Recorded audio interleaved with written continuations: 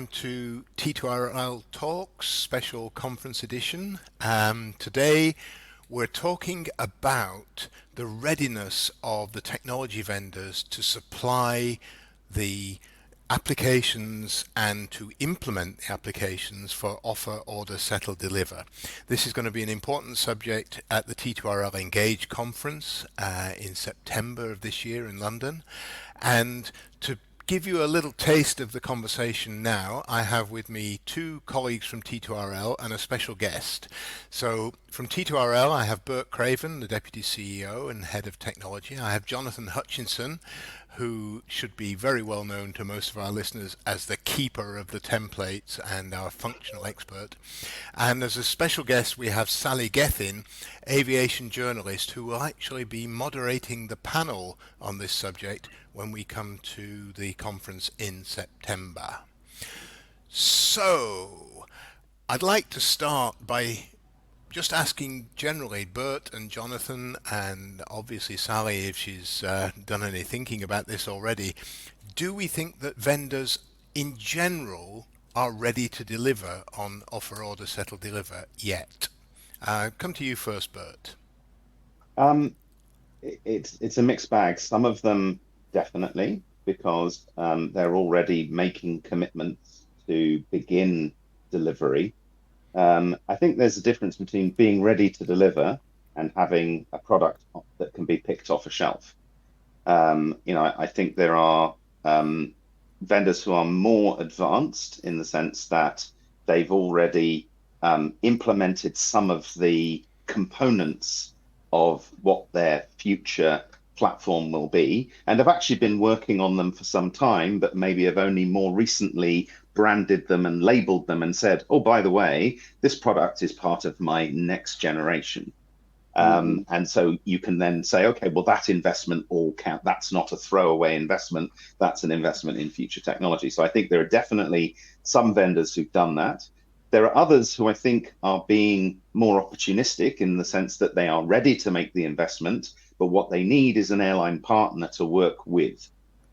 They don't want to go off into a dark room for a year and then come back and do a big unveiling. They want partners to work with to make sure that they're going in the right direction and delivering the right things.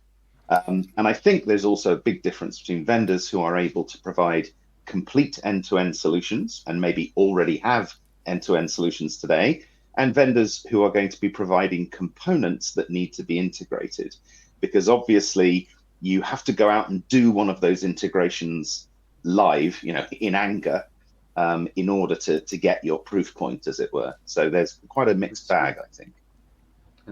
Yeah, Jonathan, over the last 6 months or so, you've been working with a lot of the vendors and getting extensive briefings from a lot of them. What's your view on the general readiness around the industry? Split into two camps. The industry has made it a key objective of this transition to include more vendors in the industry in airline technology. They want to broaden the playing fields, and that's fair play to them.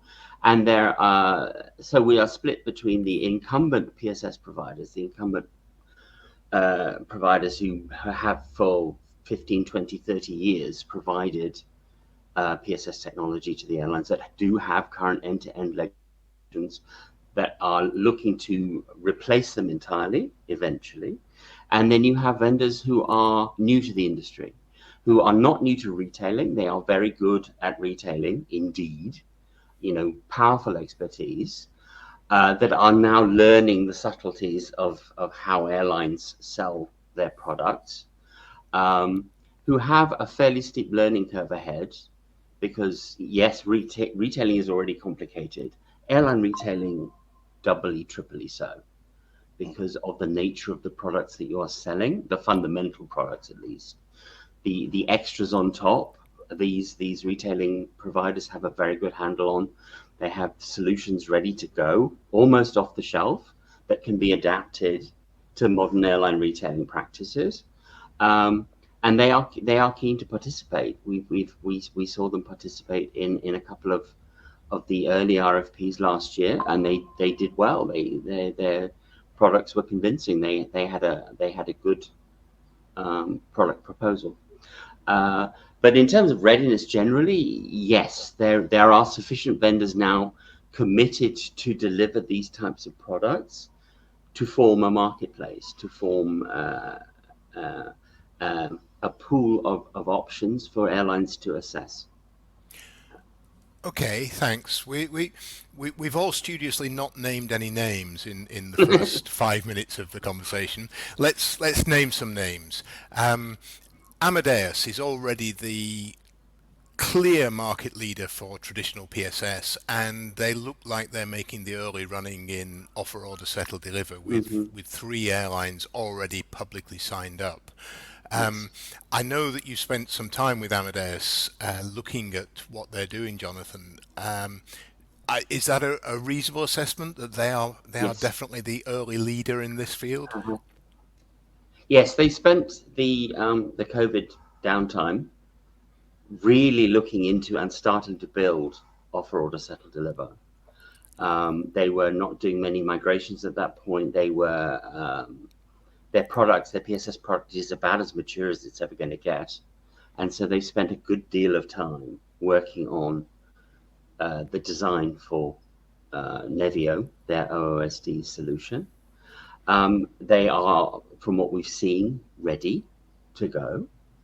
They have a very convincing sales patter, if you like, that leverages what they've done in the past for PSS.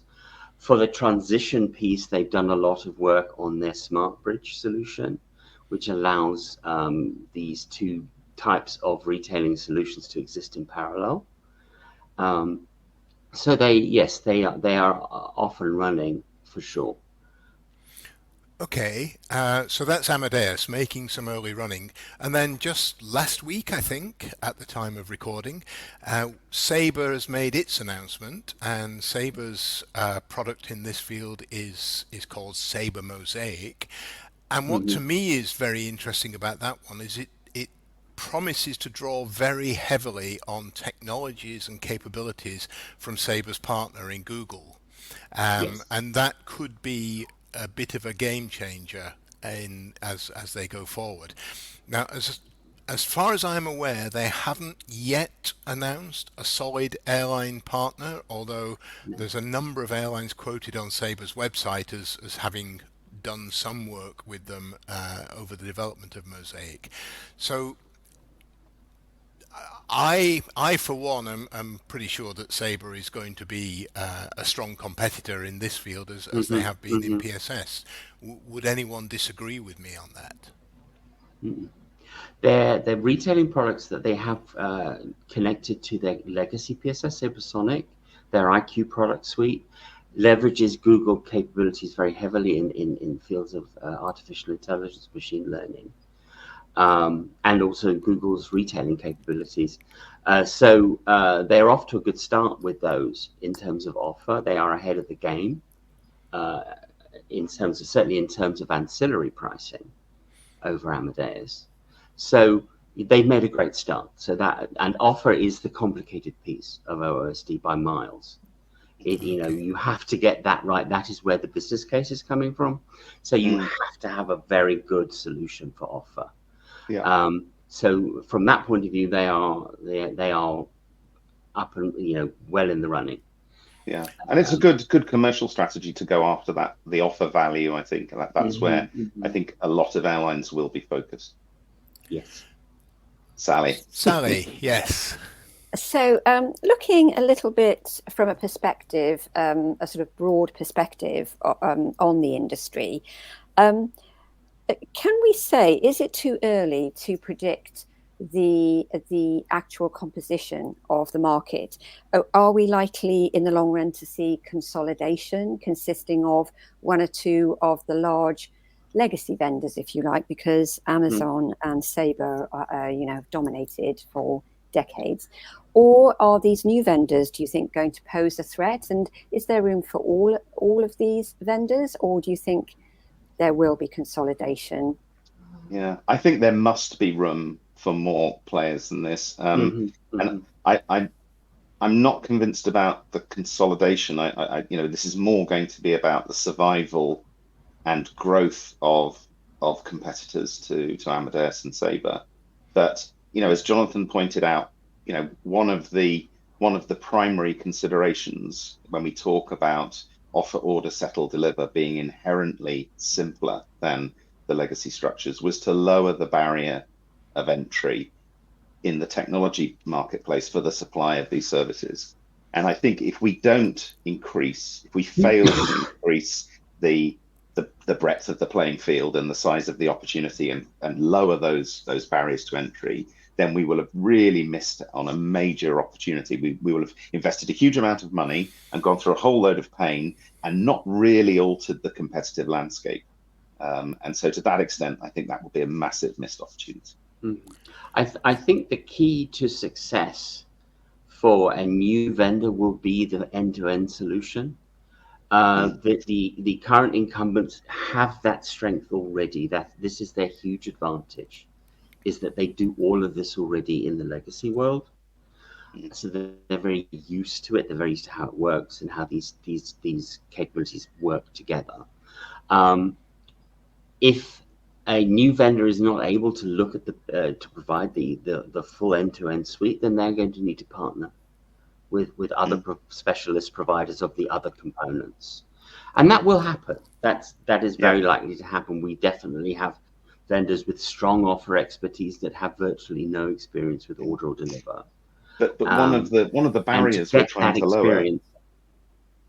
But one of the barriers we're trying to lower has been this historical problem that because integration was difficult for a whole range of reasons, in order to change my taps, I had to replumb my entire house.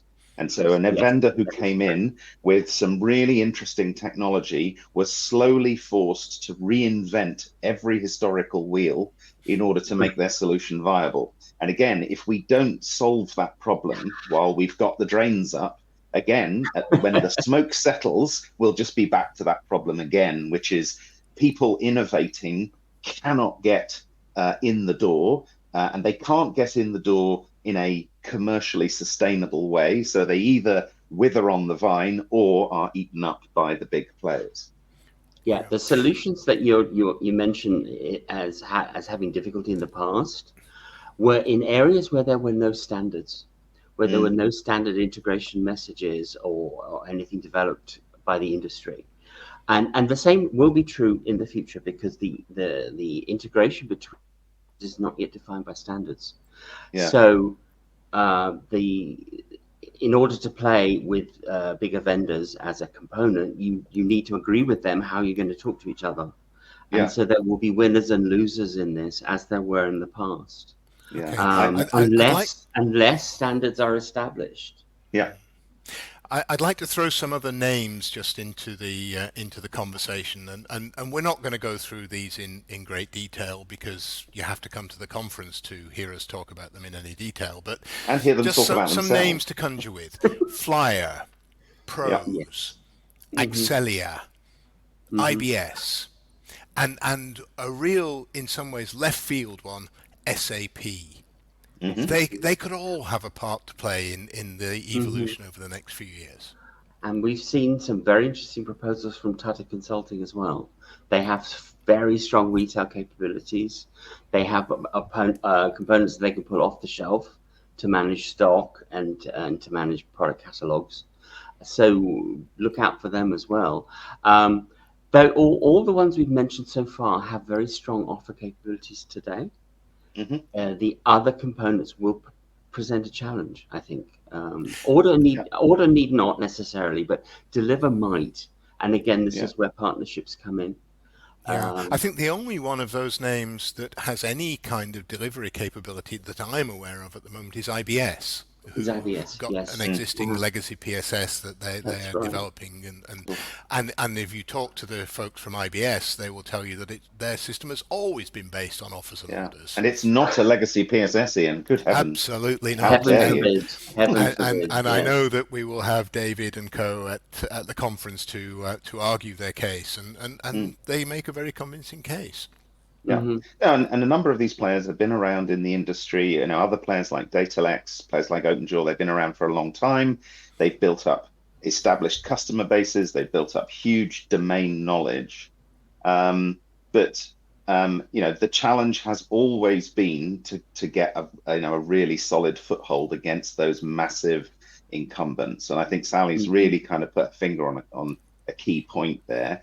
And the answer is the opportunity is there, but collectively we have to take it. We have to agree that we want a more modular, we want a simpler industry to create better competition. We want more modular architectures. We want better integrations. But those things are not just going to magically drop into our laps. We have to work collaboratively to create them. Yes. Can we look at the airlines' role in all of this? Because obviously the burden, in a way, of responsibility goes to the airlines. They're in the front seat, the hot seat, with their own customer base. And what's their role? Do they need to be partnering to a much greater extent in this new era of OOSD? And what will success look like for them? How will they judge success of these vendors, whether they're more established vendors or whether they're the new entrants? I think we've been making the point for some time that collaboration is absolutely critical. Airlines do need to partner. And if they're not prepared to step up and say what they want, then they will just be told what they're going to get. And actually, if you look back in time to when the existing huge incumbents were founded, they were taught their business by the airlines. I mean, they were, they were themselves founded by groups of airlines who, the vendor brought the technology and the airline brought the business expertise and taught the vendor how to create the solutions. Now, over time, that sort of balance has shifted. There are still some airlines out there who are very, very deeply expert, but there are lots of airlines who operate and rely very heavily on their vendor partners to tell them how to run their business. And the running of their business has become embedded in the systems. And that is why this change is so risky, is because the system actually does a lot of the thinking for us now. We've established practices over a number of years. So airlines absolutely do need to step up, and they need to think very carefully about what it is that they want. And to your second point, they need to be very clear about where they expect value to come from. It does not appear at this stage that there's going to be massive value in cost saving. It does not appear that this next generation of solutions is going to be cheaper than the current generation of solutions. Therefore, or easier to operate. Or anything else. I mean, ultimately, we're saying airlines saying we want to become much more sophisticated retailers. Well, sophistication comes at a cost. And so therefore, it's highly likely that the business cases will be driven on incremental revenue. And so what does success look like? Success looks like freedom to do the type of business that I want and to generate that incremental revenue and those differentiating customer experiences. Yeah, we know that there are many large carriers who are actively pursuing this new airline retailing paradigm, and that they are working closely with the providers to get these solutions developed. But there are hundreds and hundreds of slightly smaller airlines that are watching this from the sidelines. They're not particularly participating. They may not see particular value because they may not want to become the next Amazon. And so they see this happening. I don't know that there's a lot of vendor engagement with these carriers at all. The assumption from the industry is that everybody will move. It will take a decade or so for everybody to move. But the assumption is everybody will move. But there's no real value drivers here for many carriers that just want to sell seats and bags and they're good, right? So I think vendors need to engage with these slightly smaller carriers who make up their bread and butter, who are definitely their low trouble, low cost customer base that drives their profitability. that allows them to spend the money on the large carriers and their complex requirements. But Yeah, I think that needs to happen sooner rather than later. yeah, and I think you've just touched on something else, Jonathan, that I'd just like to bring up before we finish today, and that is that over the next, say, 10 years, we've got 1,000 airlines in the world that need to make this transition. Um, do the vendors have the resources to support all those transitions, or will they be looking maybe for partners to help them with that, partners to help them with resource on Possibly. Yeah. transition? I think once transition becomes a well understood and well practiced thing and streamlined, it will be much Mhm. easier for third party SIs to develop turnkey solutions to move maybe some of the smaller, simpler carriers. That Yes. long tail for whom there is much smaller incentive to change, they will end up being pushed off the old platforms rather than Mhm. jumped. At some point, the maintenance of the old platforms will become prohibitively expensive, Mhm. and Mhm. the existing vendors will just stop renewing contracts for them, and they'll just be saying at the next turn of the handle, you need to move to the next gen solution. So, there will be people who lead the charge, people who jump when they're ready, and people who have to be beaten off with a stick, unfortunately. And that's what the long tail is going to look like, I fear. Yeah. Yeah. I think both vendors and facing a very steep learning curve here for Mm, implementation as well. yeah. Nobody has done this before.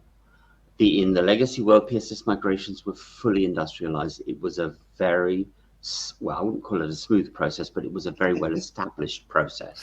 It Yeah. was Everybody knew eventually. what to do. It took a long time, Yeah. but for the last 10, at least probably the last 15 years, it has been fully industrialized by all the vendors. Yeah. They know exactly how to do it. They do it Yes. very, very well. There are remarkably few Yeah. failed migrations or have. Guillotining was a very established process, just not pleasant for the participants.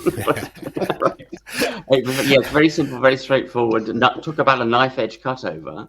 Yes. But I this, know. I mean, we don't see offer, order, settle, deliver any of the components as being a knife edge cut over. There will be an introduction, Mm, a proof of concept in many cases is going to be needed.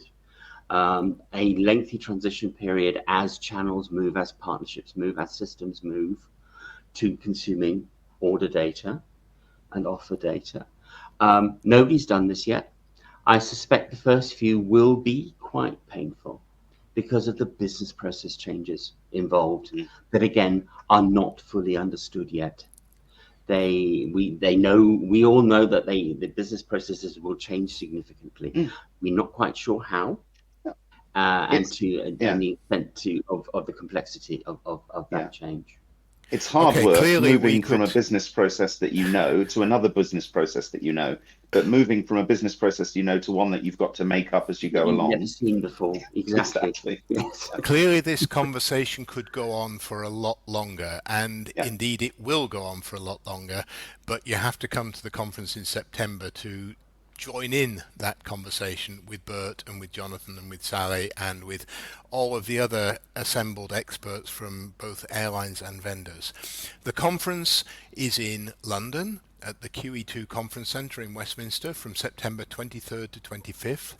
And just a reminder, there is no delegate fee for airline delegates to attend. So if this conversation has whetted your appetite for more information and more conversation, please do come and join us in London in September. But for right now, I'd like to thank Bert, Jonathan and Sally for the conversation, and I look forward to seeing you all again very soon. Thank you.